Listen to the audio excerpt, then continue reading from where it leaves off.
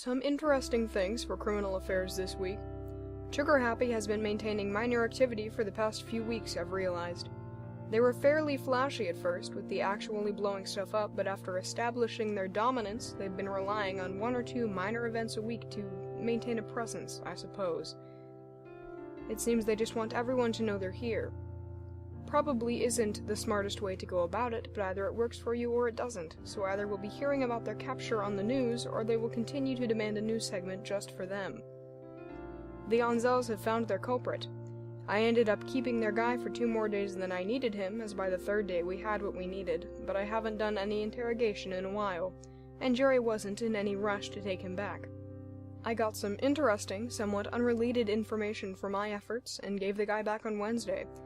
Jerry and Terry figured out who it was almost immediately. 2 of their mercenaries, one of them being the one we lost. They were partners, apparently, and looking for revenge for the death of their 3rd. We were just stepping stones. The idiots had nothing against us. They were promised information for information, and instead of finding it themselves, they took the lazy path. Now the last is left alone, maybe even soon to be killed. For my current events, I ran into Michael whilst I was getting my mail, and it wasn't on purpose.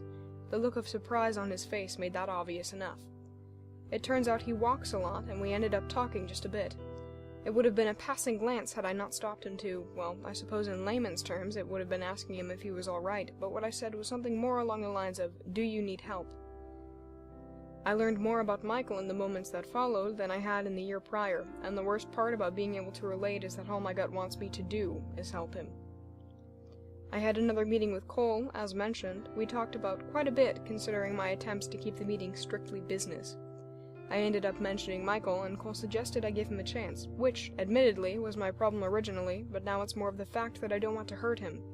I can't afford to worry about someone else in the field. Attachments like that lead only to disappointment and meaningless distractions that only make other things more difficult when something goes wrong, and at that point, is it worth it? My meetings with Cole are officially every Monday now. I will maintain some distance, clearly, but they have already volunteered to assist in individual assignments and have not mentioned a partnership since I first told them I didn't do permanent teams, so I don't feel particularly on edge around them. I may even ask them to work with me on the project I currently have in the works, which was very briefly mentioned in an episode or 2, so kudos if you remembered before I said anything.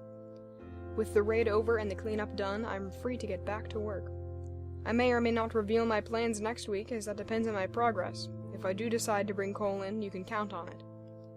I also finally got Terry in here to do a sweep for foreign monitoring equipment, and he didn't find anything. They were just messing with me.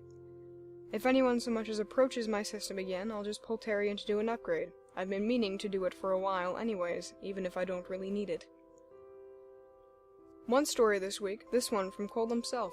It reads, I was leading a meeting for my old employer with a rival crime group to discuss possibility of merging the 2 groups in some way.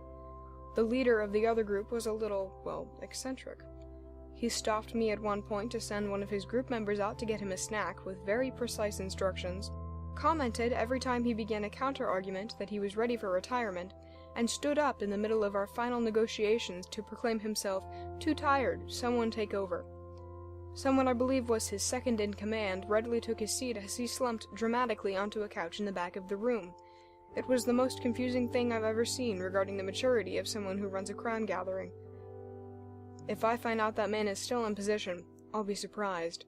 His second-in-command seems far more equipped to deal with the responsibilities of, well, pretty much anyone, existing. In cases such as these, the position of authority was probably handed down by generations in a family, and the group continued to exist around them. Granted, the person in the position is usually prepared to take on the position, and I doubt he was. In the end, it's too easy to be stupid. Thank you for listening. You can find me at diaryofamastermind@gmail.com.